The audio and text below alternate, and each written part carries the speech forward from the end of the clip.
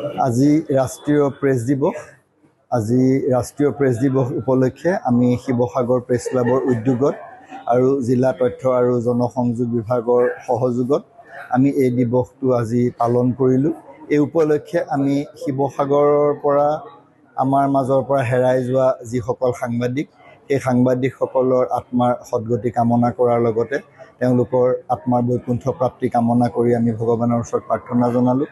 লগতে আজি ৰাষ্ট্ৰীয় প্ৰেছ দিৱসৰ যি মূল ভাৱ, আপহোল্ডিং জাৰ্নেলিজিম ইন ডিজিটেল এৰা, যে ডিজিটেল যুগত সাংবাদিকতাৰ সমুন্নতকৰণ, সেই সন্দৰ্ভত আমি কিছু বিশ্লেষণ কৰিছোঁ যে সময়ৰ পৰিৱৰ্তন, যুগৰ পৰিৱৰ্তন, বিজ্ঞান প্ৰযুক্তিবিদ্যাৰ দ্ৰুত উন্নয়ন আৰু AI মেচিন লাৰ্ণিঙৰ দৰে অত্যাধুনিক আমাৰ উপকৰণৰ যি উদ্ভাৱনে আমাৰ সংবাদ ক্ষেত্ৰখনতো অৱধাৰিতভাৱে যি পৰিৱৰ্তনৰ সূচনা কৰিছে আৰু তাৰ সমান্তৰালভাৱে ভুল তথ্য, বিভ্ৰান্তমূলক তথ্য, বিকৃত তথ্যৰ যিটো পয়োভৰ বৃদ্ধি পাইছে, সেই ক্ষেত্ৰত আমাৰ সাংবাদিকসকলৰ কৰিণীয় কি? সাংবাদিকসকলে সংবাদ মাধ্যমৰ স্বাধীনতা, স্বতন্ত্ৰতা সুৰক্ষাৰ লগতে আমি সংবাদ মাধ্যমৰ কেনেদৰে সংৰক্ষণ আৰু সংবৰ্ধন কৰিম, সেই সন্দৰ্ভতো আজি আমি আত্মমন্থন, আত্মসমালোচনা, আত্মসংস্কাৰ আৰু আত্মসংশোধনৰ প্ৰয়োজনীয়তাৰ কথা দোহাৰিছোঁ।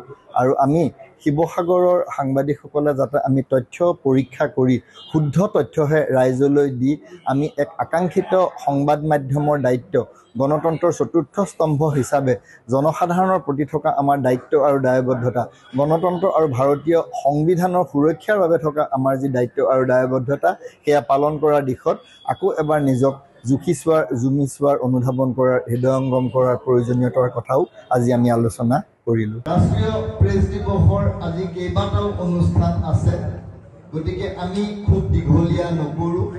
কিন্তু আমি সকলোৱে জানো ৰাষ্ট্ৰীয় প্ৰেছ দিৱস আমি কিয় উদযাপন কৰোঁ, ইয়াৰ তাৎপৰ্য কি আৰু ইয়াৰ প্ৰয়োজনীয়তা কি। মূলতঃ অসমত, ভাৰতবৰ্ষত প্ৰেছৰ যি স্বাধীনতা, সংবাদ মাধ্যমৰ যি স্বাধীনতা আৰু স্বতন্ত্ৰতা অক্ষুণ্ণ ৰখাৰ লগতে সংবাদ মাধ্যমৰ যি মানদণ্ড, সেই মানদণ্ড উন্নীতকৰণৰ অৰ্থে প্ৰেছ কাউন্সিল অফ ইণ্ডিয়া গঠন হৈছিল 1966 চনত আৰু 16 নৱেম্বৰৰ পৰা এই প্ৰেছ কাউন্সিল অফ ইণ্ডিয়াই আনুষ্ঠানিকভাৱে কাৰ্যাৱলী আৰম্ভ কৰাৰ সূত্ৰে প্ৰতি বছৰে 16 নৱেম্বৰ তাৰিখটো আমি ৰাষ্ট্ৰীয় প্ৰেছ দিৱস হিচাপে উদযাপন কৰি আহিছোঁ। এই ৰাষ্ট্ৰীয় প্ৰেছ দিৱস উদযাপনৰ মূল লক্ষ্য আৰু উদ্দেশ্য হৈছে গণতন্ত্ৰৰ চতুৰ্থ স্তম্ভ হিচাপে সংবাদ মাধ্যমৰ স্বাধীনতা, স্বতন্ত্ৰতা, ৰাইট টু ফ্ৰী এক্সপ্ৰেছন, আমাৰ ৰাইট টু ফ্ৰী এক্সপ্ৰেছন, আমাৰ যিটো বাক স্বাধীনতা বুলি কওঁ, মত প্ৰকাশৰ স্বাধীনতা বুলি কওঁ, সেই স্বাধীনতাক পুনৰ প্ৰতিষ্ঠাৰ অৰ্থে লগতে সংবাদ মাধ্যমৰ যি মানদণ্ড, সেই মানদণ্ড যাতে আমি প্ৰতি মুহূৰ্ততে বৰ্তাই ৰাখিব পাৰোঁ, কোনো কাৰণত যাতে আমি পক্ষপাতিত্বমূলক আচৰণ নকৰোঁ, সেই আটাইখিনি দিশ চালি জাৰি চাবৰ কাৰণে প্ৰেছ কাউন্সিল অফ ইণ্ডিয়া গঠন হৈছিল আৰু ৰাষ্ট্ৰীয় প্ৰেছ দিৱস উদযাপন হয়। এই গোটেই কথাখিনিক আকৌ এবাৰ উদযাপন কৰিবৰ বাবে আহ্বান কৰা হয়। এইবাৰৰ ৰাষ্ট্ৰীয় প্ৰেছ ক্লাবৰ মূল ভাৱ হৈছে আপহোল্ডিং জাৰ্নেলিজিম ইন ডিজিটেল এৰা, ডিজিটেল যুগত আমাৰ সাংবাদিকতাৰ সমুন্নতকৰণ। এই ইংৰাজী যিটো আপহোল্ডিং শব্দ, এই আপহোল্ডিং শব্দটো আচলতে অসমীয়া এটা শব্দৰে প্ৰকাশ কৰিব নোৱাৰি। এটা হৈছে ইয়াত সংৰক্ষণো সোমাই আছে, সংবৰ্ধনো সোমাই আছে। আপহোল্ডিং অফ জাৰ্নেলিজিম মানে জাৰ্নেলিজিম বা সাংবাদিকতাক আমি সংৰক্ষণো কৰিব লাগিব আৰু সংবৰ্ধনো সাধন কৰিব লাগিব।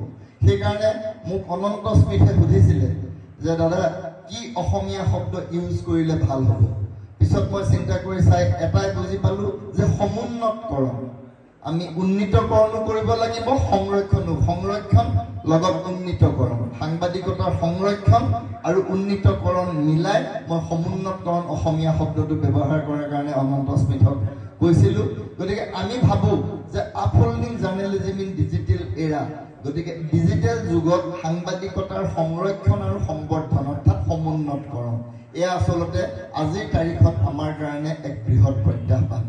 মূল বিষয়ৰ ওপৰত বক্তব্য প্ৰদান কৰিবলৈ কৈছে আমাৰ জনসংযোগ বিভাগে অসমৰ জনসংযোগ বিভাগে আৰু এটা মূল বিষয় ঠিক কৰিছে যে সাম্প্ৰতিক সময়ত কেনেদৰে আমি এই ডিজিটেল এৰাত বা এই সময়ৰ পৰিৱৰ্তনক কেনেকৈ আমি সাংবাদিকতাক বিশ্বাসযোগ্য কৰি ৰাখিম বা বিশ্বাসযোগ্যতাক কেনেদৰে সংৰক্ষণ কৰিম যিকোনো খবৰৰ বাবে যোগাযোগ কৰক 7099017330 লগতে 7099017110 নম্বৰত